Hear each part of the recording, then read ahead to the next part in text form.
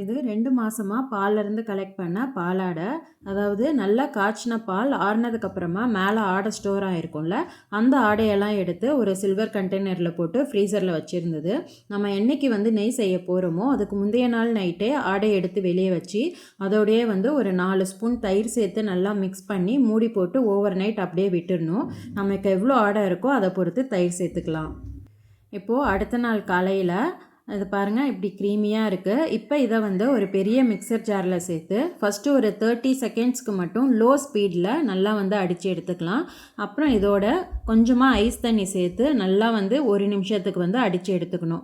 இது போல் நல்லா ஐஸ் தண்ணி சேர்த்து அடித்து எடுத்தோம் அப்படின்னா நமக்கு ஆடையெல்லாம் நல்லா வந்து ஒன்று திரண்டு வந்துடும்.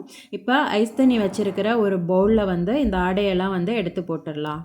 இது போல் ஐஸ் வாட்டர் இல்லை ஐஸ் க்யூப் போட்டு பிளெண்ட் பண்ணோம் அப்படின்னா நமக்கு பட்டர்லாம் நல்லா ஒன்று திரண்டு வந்துடும். ஜார் எவ்வளோ க்ளீனாக இருக்குது பாருங்கள். இந்த பட்டர்லாம் நல்லா வந்து ஒன்று சேர்த்து ஒரு டைம் நல்லா வந்து க்ளீன் பண்ணி விட்டு திரும்பவும் ஐஸ் வாட்டர் இருக்க ஒரு பவுலில் இதை வந்து மாற்றிக்கலாம்.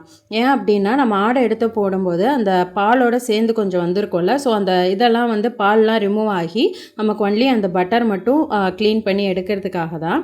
அடுத்து இது ஒன்று திரண்டு நல்லா ஒரு டைம் கழுவிட்டு திரும்பவும் வந்து அந்த பட்டரை மட்டும் எடுத்து நம்ம எதில் வந்து நெய் செய்ய போகிறோமோ அதில் வந்து எல்லாத்தையும் வந்து சேர்த்துக்கலாம். இப்போ எனக்கு பட்டர் கொஞ்சம் வேணும் அப்படின்றதுனால நான் கொஞ்சம் மட்டும் தனியாக வந்து எடுத்து வைக்கிறேன்.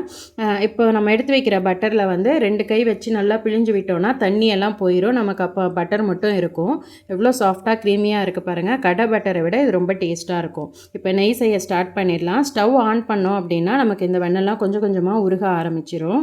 இந்த மாதிரி க்ரீமியாக ஒரு கன்சிஸ்டன்சி வரும். பக்கத்துலேயே நின்று அப்பப்போ மிக்ஸ் பண்ணி விட்டுட்டே இருக்கணும், இல்லைனா பொங்குறதுக்கு கூட சான்ஸ் இருக்குது.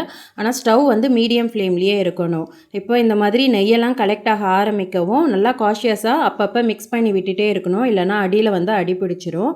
இப்போ நமக்கு நெய் நல்லாவே வந்து ரெடி ஆகிடுச்சு பாருங்கள். அந்த சலசலப்பு சவுண்டெல்லாம் போய் இந்த மாதிரி நல்லெண்ணெய் கலரில் நல்லா கோல்டன் கலரில் இருக்கும்.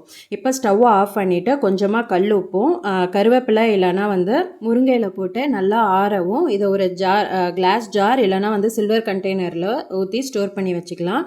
ரொம்ப சூப்பராக கமகமன்னு வீட்லேயே நெய் ரெடி. தேங்க்யூ.